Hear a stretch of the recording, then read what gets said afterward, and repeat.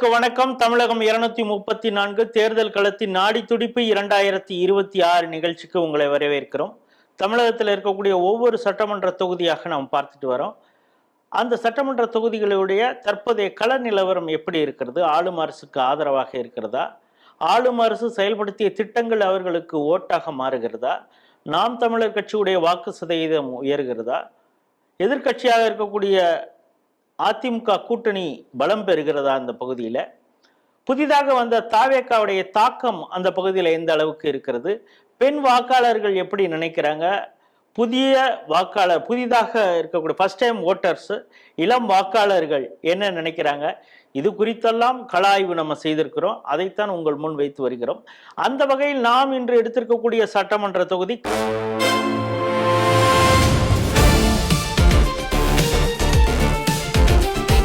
கிருஷ்ணராயபுரம். இது ஒரு தனி தொகுதி, கரூர் மாவட்டத்தில் வரக்கூடிய ஒரு தொகுதி.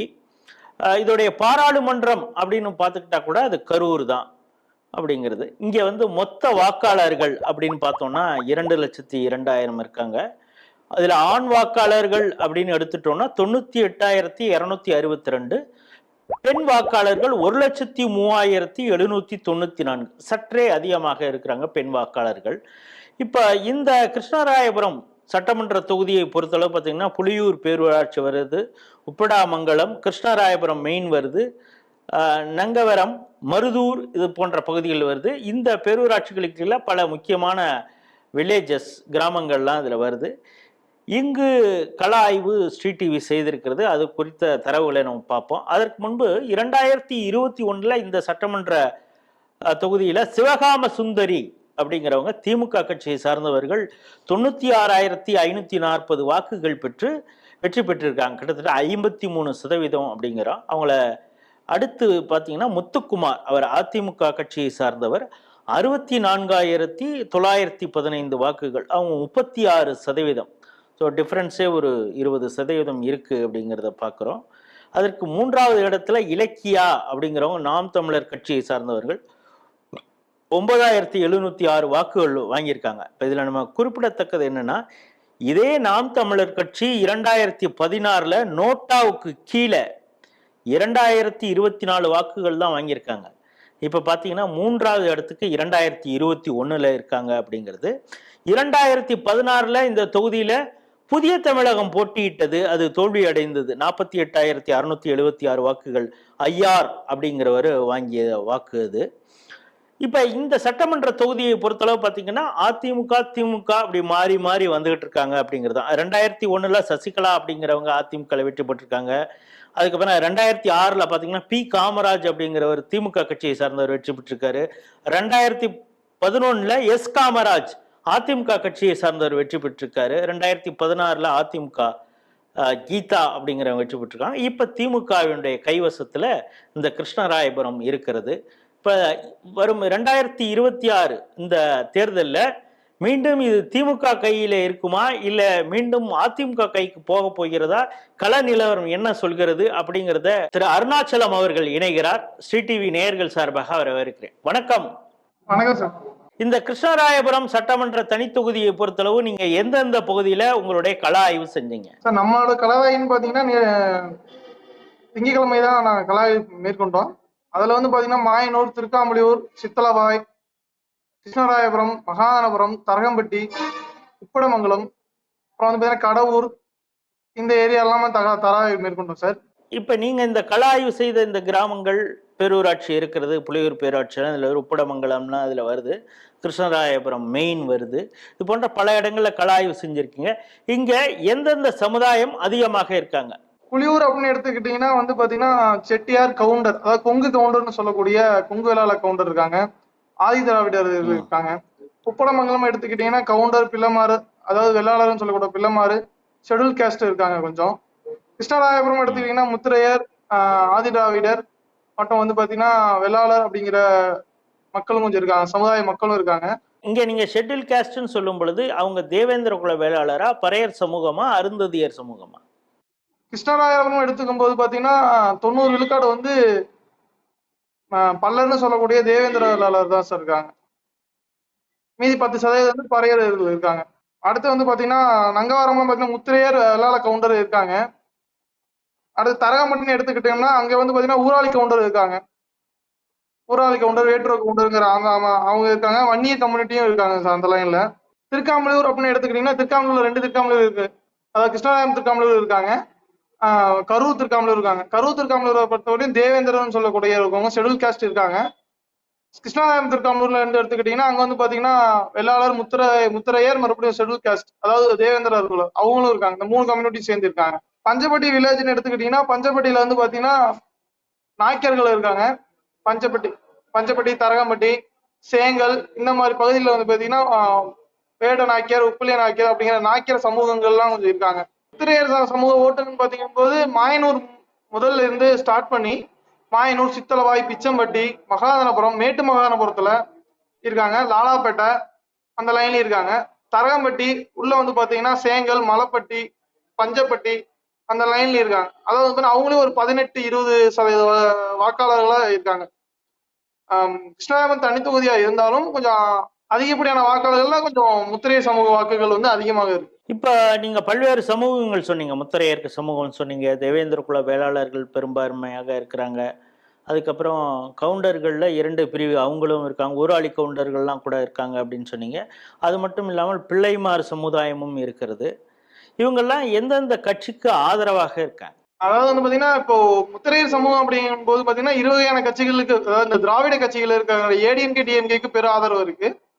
இப்ப வந்து பார்த்தோம்னா அதுல ஒரு 10 விழுக்காடு 15 விழுக்காடுகள் வந்து டிவிகேங்கிற தாவேக்காக்கு வந்து இளம் வயசு ஓட்டாளர்கள் வந்து ஃபர்ஸ்ட் டைம் ஓட் பண்றவங்களும் வந்து கொஞ்சம் தாவேக்கா பக்கத்துக்கு போற அளவுக்கு வாய்ப்புகள் இருக்கு. கரூர் தொகுதியில இருந்து அடுத்து கிருஷ்ணகிரி தொகுதிக்கு வரும். அந்த தொகுதி வரும் பட்சத்தில் வந்து பாத்தீங்கன்னா முத்துராஜர் வந்து ஓரளவுக்கு வந்து இரு கட்சிகளுக்கும் பெரும்பான்மை வாக்கு சதவீதத்தை வகிக்கிறாங்க. அது மட்டும் இல்லாம நம்ம காமன் மேன் இருக்க சில முத்திரையர்கள் வந்து ஒரு மாற்றத்தை எதிர்பார்க்கலாம் அப்படிங்கிற மாதிரி சொல்லியிருக்காங்க.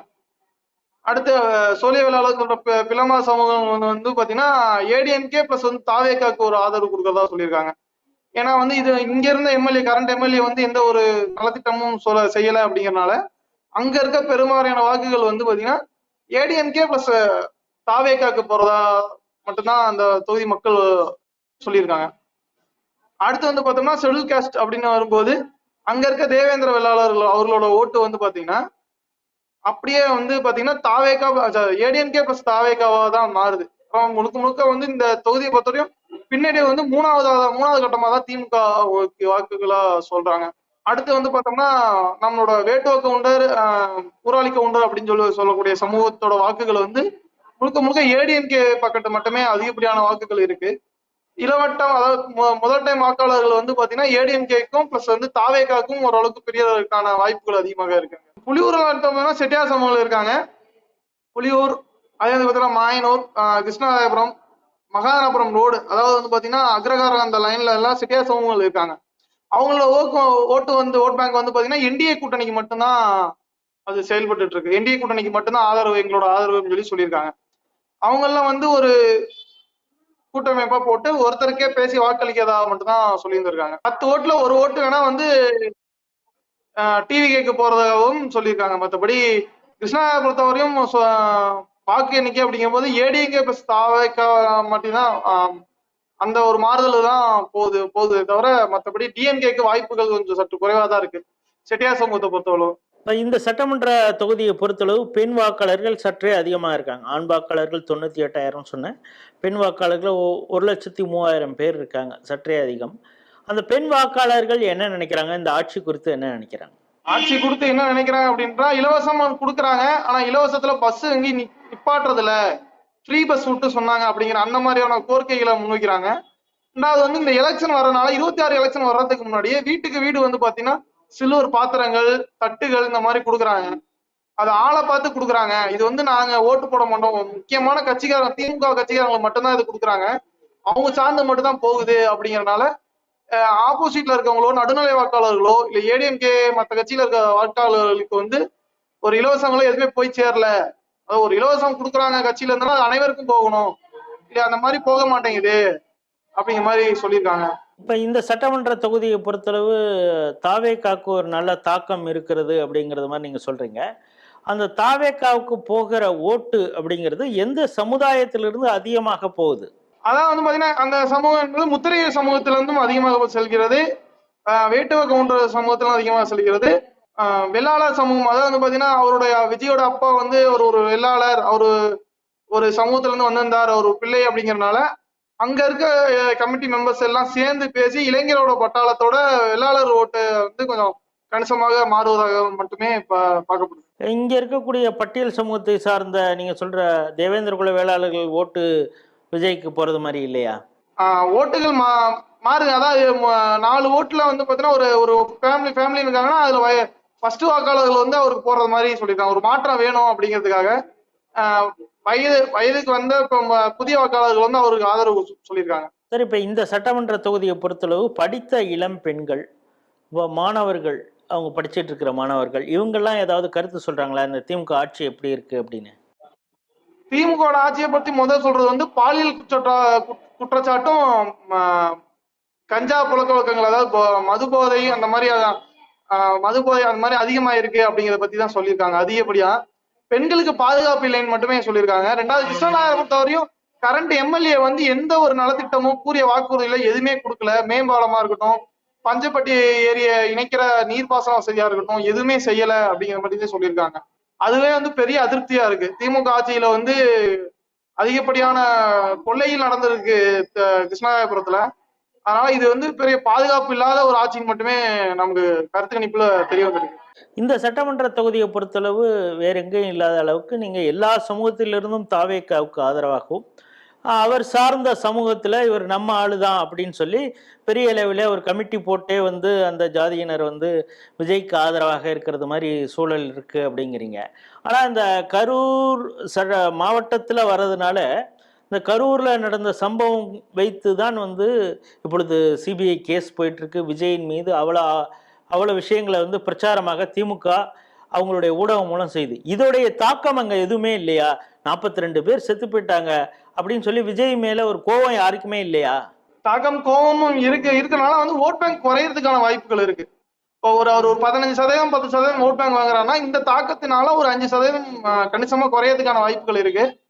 அது மட்டும் இல்லாம இந்த 41 பேர் இறந்ததுக்கான முக்கிய காரணம் வந்து ஆளுங்கட்சி மேலதான் வந்து அவங்களுக்கு அதிருப்தி அதிகப்படியாக இருக்கிறது. இவருக்கு ஒரு 20% 15% வாங்கும் போது அதுல ஒரு கணிசமான ஒரு 10 பங்கு வாக்குகள் சரிகின்றன. அதிகப்படியான இந்த 40 பேர் கரூர்ல இறந்ததுக்கான காரணங்கள் வந்து பாத்தீங்கன்னா ஆளுங்கட்சியோட சூழ்ச்சி தான் அப்படிங்கறதுனால அவர்களுக்கு வந்து 3வது இடத்துக்கு தள்ளப்படுற அளவுக்கான ஒரு வாக்கு வங்கி சரிஞ்சிருக்கு கரூரை பொறுத்த மட்டும். சோ இந்த சம்பவம் நடந்ததே திமுகவினர் செய்த சதிதான் அப்படின்னு அந்த மக்கள் நினைக்கிறாங்க அப்படிங்கிறீங்க? கண்டிப்பாங்க. அதுல நிறைய நம்ம கிட்ட வாக்காளர்களோ வீடியோ பேசினவங்களோ நம்ம நேர்காணல்ல அவங்க நிறைய பேசியிருக்காங்க. கரூர் சம்பவத்தை பொறுத்தவரை கிருஷ்ணராயபுரத்துல வந்து மீண்டும் வந்து திமுக எம்எல்ஏவா யாருமே சட்டமன்றத்துல இந்த 26க்கு வர முடியாதுங்கிறது தான் கருத்து. ஆனா கரூரை பொறுத்தளவு ரொம்ப ஒரு பவர்ஃபுல்லான ஒரு அமைச்சராக இருந்தவர் செந்தில் பாலாஜி, அவருடைய கட்டுப்பாட்டில் தான் கொங்கு மண்டலமே இருக்குங்கிறாங்க. கரூர் இப்ப நீங்க சொல்ற இந்த கிருஷ்ணராயபுரத்துல அவருடைய கண்ட்ரோல்ல இல்லையா? இல்ல கரூர்ல வந்து ஒரு கரூர் சம்பவத்துக்கு முன்னாடி வேணா அந்த ஒரு மாய பிம்பங்கள் இருந்தன. இந்த 41 பேர் இறந்தது பிறகு அந்த பிம்பங்கள் முழுமையாக உடைந்து விட்டன.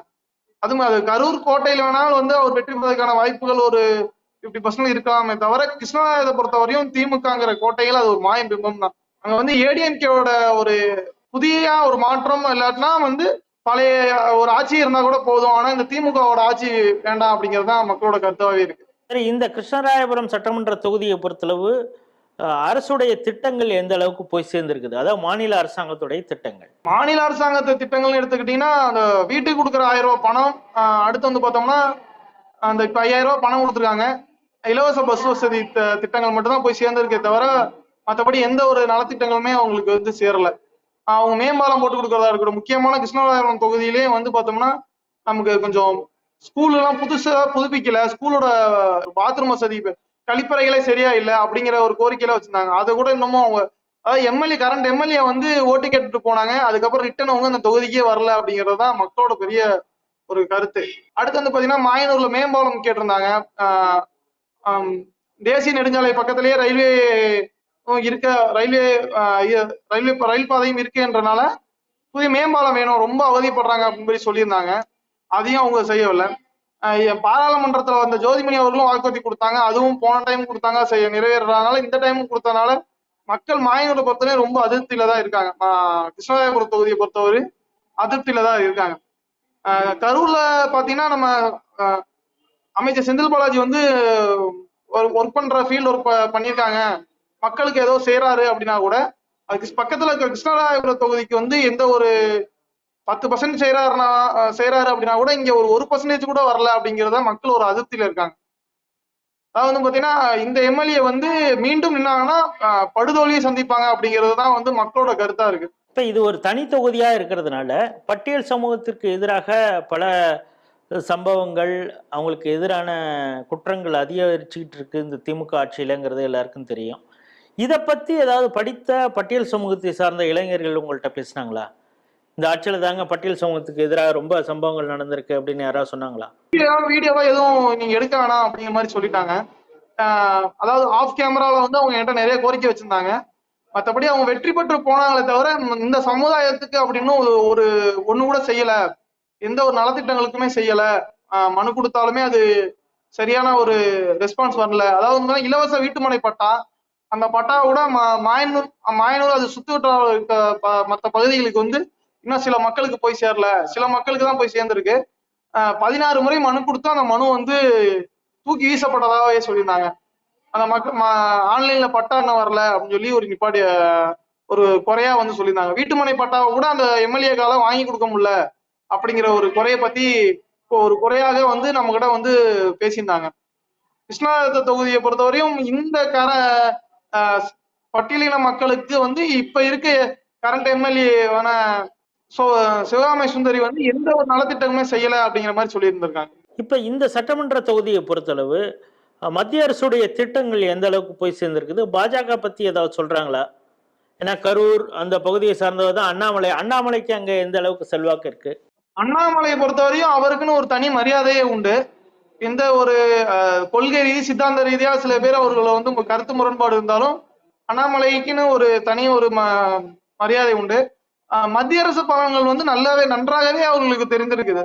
அதாவது வந்து பாத்தீங்கன்னா ஜல்ஜீவன் திட்டம், அதான் அதிமுகவினர் இருக்கக்கூடிய நண்பர்களே சொல்றாங்க, இவங்க ஸ்டிக்கர் ஒட்டிய ஒரு திமுக வந்து இப்ப இருக்க திமுக அரசு வந்து ஸ்டிக்கர் ஒட்டுறாங்க, மத்திய அரசு கொடுக்குற ஜல்ஜீவன் திட்டத்தை வந்து இவங்க ஒட்டுறாங்க, இவங்க ஒட்டிக்கிறாங்க, ஸ்டிக்கர் ஒட்டிக்கிறாங்க. கிராமப்புற சாலைகளும் மத்திய அரசு தான் செய்யறாங்க, அதையும் வந்து ஸ்டிக்கர் ஒட்டிக்கிறாங்க அப்படின்னு பல தரப்புல வந்து சொல்றாங்க. மத்திய அரசோட நலத்திட்டங்கள் நிறையவே சென்றடைந்திருக்கு. வீட்டுக்கு 12,000 ரூபாய் பணம், அதாவது வந்து பாத்தீங்கன்னா ஒரு வீட்டுல ஒரு வீடு இருக்கும், 2 கழிப்பறை கூட கட்டியிருக்காங்க. வீட்டு அண்ணன் தம்பி 2 பேர் பிரிச்சு 2 கழிப்பறை கட்டி வீட்டுக்கு 12,000 ரூபாய் பணம் வந்து மாயனூர், கிருஷ்ணராயபுரம், பஞ்சப்பட்டி, அதாவது வந்து கிருஷ்ணராயபுரம் தாலுகால உள்ள யூனியன் ஆபீஸ்ல இருக்கு அனைத்து கிராமங்களுக்குமே இது சென்றடைந்திருக்கு. இதுல சுமார் ஒரு 1000 பேர் குடும்பங்களுக்கு மேல இதுவே வந்து ஒரு பயனளிச்சிருப்பாங்க. அந்த அளவுக்கு மத்திய அரசோட திட்டங்கள் புரியுது. நன்றாகவே வந்து மத்திய அரசு அப்படின்னு சொல்றாங்க. நிறைய பேருக்கு மத்திய அரசு மாநில அரசு தெரியாத அரசியல்வாத மக்களுக்கு கூட மோடி அரசாங்கம் அப்படிங்கிற ஒரு விஷயம் வந்து மக்களுக்கு நன்றாக போய் சேர்ந்திருக்கு. ஆனா இப்ப இந்த தமிழக அரசு வந்து தமிழகத்தை வஞ்சிக்கிறது மத்திய அரசு, மோடி வந்து தமிழகத்தை வஞ்சிக்கிறார் அப்படின்னு மிகப்பெரிய அளவில் பிரச்சாரம் பண்றாங்க. அதனாலதான் தமிழ்நாடு வெர்சஸ் டெல்லி அப்படின்னு தான் இந்த சட்டசபை எலெக்ஷனையே அவங்க வந்து ஒரு புரப்பகண்டா பிரச்சாரம் செய்யறாங்க. இது அந்த மக்கள் ஏதாவது புரிஞ்சுக்கிறாங்களா? இவங்க வேணும்னே இப்படி பிரச்சாரம் பண்றாங்க அப்படிங்கிறது அவங்களுக்கு புரியுதா? ஒரு சில மக்களுக்கு வந்து பாத்தீங்கன்னா இது வந்து பொய் பிரச்சாரம். திமுக வந்து இப்ப தாவேகா விஜய் வந்தப்ப கூட பிடிஎம் ஏடிஎம் சொல்லி பொய் பிரச்சாரம் பண்ணாங்க அப்படிங்கிறது கூட அவங்களுக்கு தெரிஞ்சிருக்கு.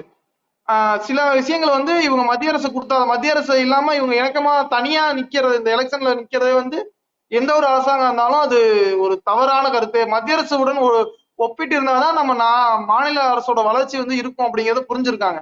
வயதானவர்களே வந்து ஒரு விஷயம் புரிஞ்சுக்கிறாங்க, மத்திய அரசோட நம்ம வந்து ஒரு நல்லிணக்கமா இருந்தா மட்டும்தான் நம்ம மாநில அரசுக்கு வேண்டிய தேவைகளை செய்ய முடியும் அப்படிங்கிறத வந்து புரிஞ்சிருக்கு. அதனால வந்து மத்திய அரசு நலத்திட்டங்கள் அப்படிங்கிறதோட மோடி அவர்கள் அரசு அப்படிங்கிற நலத்திட்டங்கள் வந்து மத்திய மக்களுக்கு நல்லாவே சென்றடைகிறது. ஏன்னா அங்க இருக்க ஊழியர்களாகட்டும், இது எந்த ஸ்கீம் எப்படி வருது அப்படின்னு கிராமம், அதாவது சிட்டியில இருக்க கரூர் டிஸ்ட்ரிக்ட்ல இருக்கவங்கள விட கிராமப்புற மக்களுக்கு வந்து எளிதாவே போய் சேர்ந்துருக்குங்க இந்த திட்டங்கள். மத்திய அரசோட நலத்திட்டங்கள் அத்தனையுமே. அங்க பெரும்பாலும் விவசாயிகள் இருப்பாங்க. விவசாயிகளுக்கு இந்த 6,000 ரூபாய் பணம் வருது இல்லையா? அது வந்து இது மோடி குடுக்குற பணம் அப்படிங்கிறது அவங்களுக்கு புரிஞ்சிருக்குதா? நன்றாக தெரிகிறது. அதாவது பாத்தீங்கன்னா மத்திய அரசு தான் வந்து நமக்கு வந்து வருஷந்தோறும் 6,000 ரூபாய் பணம் தராங்க. அது மேலும் மேலும் ஏத்துவாங்க. 6 ரூபாங்கிறது 8 ரூபா ஆக்குவாங்க அப்படிங்கிற ஒரு விஷயம் வந்து மோடி அரசாங்கம் தான் தராங்கன்னு சொல்லி அதிமுக, திமுக 2 தரப்புல இருக்க மக்களுமே சொல்றாங்க. சில பேர் வந்து என்ன சொல்றாங்கன்னா, பாராளுமன்றத்துல எனக்கு அந்த 6,000 பணம்னால நான் திமுக அரசாங்க கட்சிக்காரா இருந்தாலுமே நான் பார்லிமெண்ட்ல வந்து பாஜகவுக்கு தான் வாக்களித்தேன். அப்படிங்கிற மாதிரியும் ஒரு மனநிலையில விவசாயிகள் இருக்காங்க. நம்மிடம் பேசினவங்க வந்து மத்திய அரசு எது, மாநில அரசு எதுன்னு கொஞ்சம் டிஃபரெண்ட் தெரியுது. சில விவசாயிகளுக்கு, கிராமப்புறங்கள்ல இருக்கவங்களுக்கு, அதாவது அந்த ஒரு இந்த ஒரு திட்டத்து மூலம் பயனடைஞ்சவங்களுக்கு வந்து மத்திய அரசு எது, மாநில அரசுன்னு நன்றாகவே புரிகிறது. மத்திய அரசுக்கு தான் நான் வாக்களிச்சேன் பார்லிமெண்ட்ல அப்படின்னு சொல்லியிருக்காங்க. இந்த ஆட்சின்னு வரும்போது நம்ம அவங்க திமுக கட்சிக்காரங்களா இருந்தாலுமே நம்ம மத்திய அரசோட ஒரு நல்லிணக்கத்துல இருக்கணும் அப்படிங்கிறத வந்து சொல்லியிருக்காங்க. இப்ப இந்த சட்டமன்ற தொகுதி கிருஷ்ணராயர் சட்டமன்ற தொகுதி கரூர் மாவட்டம், கரூர் பாராளுமன்றத்திலையும் வருது. ஜோதிமணியுடைய செயல்பாடை எப்படி பார்க்குறாங்க? சமீபத்தில் கூட அவங்க சஸ்பெண்ட் ஆனாங்க. பாராளுமன்றத்தில் மோடிக்கு எதிராக ஒரு சதியெல்லாம் பண்ணாங்க அப்படிங்கிறதெல்லாம் செய்திகள் வெளிவந்தது. ஜோதிமணியுடைய செயல்பாடு அங்கே வந்து திமுகவுக்கு ஒரு ஆதரவான சூழ்நிலை இருக்குமா? இல்லை அவங்களுடைய செயல்பாட்டினால திமுகவுக்கு இன்னும் கொஞ்சம் ஓட்டு குறைவதற்கான வாய்ப்பு இருக்குதா? ஜோதிமணி அவர்கள் எடுத்தவரையும் போன முறையும் வந்து அவங்க ஜெயிச்சு நல்ல ஒரு வாக்கு வித்தியாசத்துல ஜெயிச்சாங்க. அதை விட இந்த முறை வந்து வெற்றி வந்து வாக்கு வித்தியாசம் கம்மியா தான் இருந்தது. போன முறை வந்து அவங்க வெற்றி பெறுவது வந்து திமுகவோட ஓட் பேங்க் வச்சு மட்டும் ஜெயிச்சாங்க. அப்பவே மக்கள் வந்து ரிட்டர்ன் திரும்பி வரல, ஜோதிமணி அவர்கள் வந்து நன்றி சொல்ல கூட வரலன்றாங்க. இந்த டைம் அதேதான். அவங்க என்னென்ன வாக்குறுதிகள் கொடுத்தாங்களோ அது எதுவுமே நிறைவேற்றல. ரயில்வே பாலமா இருக்கட்டும், ஏரி நீர் தூர்வாரதா இருக்கட்டும், மணல் வந்து மாட்டு வண்டி உரிமையாளர் வந்து மணல் அள்ளுறதுக்கு வந்து கோரிக்கை மேலேயே வந்து கோரிக்கை வச்சாங்க.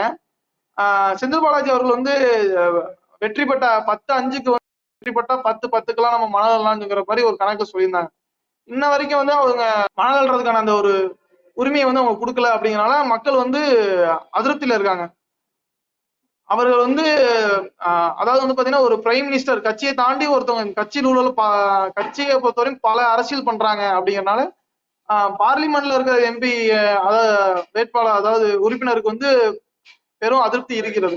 இப்ப நீங்க சொல்றதை பார்த்தா இங்க இந்த 11-5க்கு மணல் அள்ளலாம் அப்படின்னு சொன்னது அது சாதாரண விவசாயிகள் வந்து வண்டியில எடுத்துட்டு போகலாம் அப்படிங்கிறதுக்கு. இப்போ அவங்களுக்கு உரிமை இல்லை, பெரிய பெரிய டிப்பர் லாரியில மணல் கடத்துறவங்களுக்கு தான் அங்கே வாய்ப்பாக இருக்கிறது அப்படிங்கிறது மாதிரி தான் அங்கே சொல்றாங்க. அப்படித்தானே? கண்டிப்பாங்க. அந்த மாதிரி அதே சூழல் தான் இருக்கு. மணல் அள்ள கோரிக்கை கொடுத்தது இன்னைக்கு மணல் அள்ள கூடியாத நிலையில தான் இருக்கும் அப்படிங்கிற மாதிரி நம்மளோட வந்து வருத்த நூல் தெரிவிச்சாங்க நிறைய. இப்ப நீங்க முதற்கட்டமாக இந்த சட்டமன்ற தொகுதி கிருஷ்ணராயபுரம் தனி தொகுதி சட்டமன்றத்தில் ஃபுல்லா கள ஆய்வு செய்திருக்கீங்க. பலதரப்பட்ட மக்களை சந்திச்சிருக்கீங்க, பெண்களை சந்திச்சிருக்கீங்க, விவசாயிகளை சந்திச்சிருக்கீங்க, ஃபர்ஸ்ட் டைம் ஓட்டர்ஸை சந்திச்சிருப்பீங்க. ட்ரெடிஷ்னலாக திமுகவுக்கு வாக்களித்தவங்க, தாவேக விஜய்க்கு எந்த அளவுக்கு பல சமுதாய சங்கங்கள், அதில் பெரியவங்களை எல்லாம் கூட சந்திச்சிருக்கீங்க. முதற்கட்ட உங்களுடைய கள ஆய்வில் யாருக்கு சாதகமாக இருக்கிறது? முதற்கட்டமான களவாய் சந்திப்புல வந்து பாத்தீங்கன்னா முழுக்க முழுக்க வந்து அதிமுக அவர்களுக்கு தான் இந்த தொகுதி வந்து வெற்றி வாய்ப்பு சூழும் அப்படிங்கிற ஒரு நிலை வந்து வந்திருக்கு. இரண்டாவது கட்டமாக பாத்தீங்கன்னா தாவேகாக்கு தான் வந்து அந்த கிருஷ்ணாபுரம் தொகுதி வந்து இரண்டாவது கட்டமாக இருக்கிறது. மூன்றாவதா வந்து பாத்தீங்கன்னா திராவிட கழகத்துக்கு வந்து ஒரு ஆதரவு வரும் அப்படிங்கிற மாதிரி சொல்லியிருக்காங்க. இதுல நான் குறிப்பிட்டு கேட்க வேண்டியது என்னன்னா, சென்ற முறை வந்து இலக்கியா அப்படிங்கிறவங்க நாம் தமிழர் கட்சியை சார்ந்தவங்க ஒரு 9,000 வாக்கு வாங்கியிருக்காங்க. இந்த முறை நாம் தமிழர் கட்சியுடைய ஆதரவுங்கிறது எந்த அளவுக்கு இருக்கிறது? அது அந்த ஓட்டு வந்து தாவேகாக்கு மாறுறது மாதிரி இருக்கா? அந்த பகுதியில் எப்படி இருக்கு? இல்ல நிச்சயமாக நாம் தமிழர் கட்சிகளோட ஓட் பேங்குங்கும் போது அந்த கட்சியில உறுப்பினர்களும் அங்க இருக்க முதல் டைம் வாக்காளர்களும் வந்து பாத்தீங்கன்னா கண்டிப்பா நான் இந்த டைம் வந்து தாவேகாக்கு மாத்தி வாக்களிக்கிற ஒரு சூழல் தான் உருவாயிருக்கு. 10 பேர் தாவேகாவோட ஓட்டுனா அதுல 2 வாக்காளர்கள் மட்டும்தான் நாம் தமிழர் கட்சிக்கு வர மாதிரியான வாய்ப்புகள் இருக்கு. போன டைம் இருக்க ஃபர்ஸ்ட் டைம் வாக்காளர்கள் ஆண்களாகட்டும் பெண்களாகட்டும் வந்து ஒரு கலந்து ஒரு நாம் தமிழருக்கு 9,000 வாக்குகள் வித்தியாசம் அளிச்சிருந்தாங்க. அந்த வாக்காளர்கள்ல இன்னைக்கு கணிசமாக வந்து பாத்தீங்கன்னா அப்படியே தாவேகா தலைவர் விஜய் அவர்களுக்கு டிவிகேக்கு அந்த வாக்குகள் மாறதுக்கான வாய்ப்புகள் இருக்கு. கரூர் மாவட்டம் அதில் இருக்கக்கூடிய கிருஷ்ணராயபுரம் சட்டமன்றம், அது தனி தொகுதி சட்டமன்றம். அதில் ஸ்ரீடிவியுடைய கள ஆய்வில் நமக்கு கிடைத்திருப்பது என்னன்னா, அதிமுகவுக்கு மிக பெரிய அளவிலே ஆதரவும், அதிர்ச்சிகரமாக ஒரு விஷயம் என்ன இருக்குன்னா, அதுக்கு செகண்டில் வந்து தாவேகாவுக்கு மிக பெரிய அளவில் ஆதரவு இருக்கிறது அப்படிங்கிறதும், 3வது இடத்திற்கு இந்த இடத்தில் திமுக தள்ளப்படலாம் அப்படின்னு.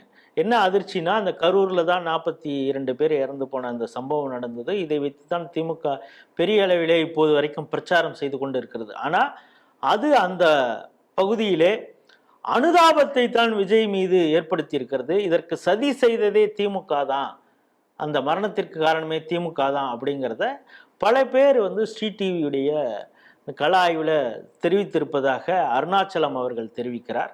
இந்த சட்டமன்ற தொகுதியை பொறுத்தளவு அதிமுகவே முன்னிலையில் இருப்பதாக தெரிகிறது. அடுத்த கட்ட கள ஆய்வு இந்த பகுதியிலேயே எப்படிப்பட்ட ரிசல்ட் வரப்போகுது நம்ம பொறுத்திருந்து பார்ப்போம். அதுவரை உங்களிடமிருந்து விடைபெறுகிறோம். நன்றி, வணக்கம்.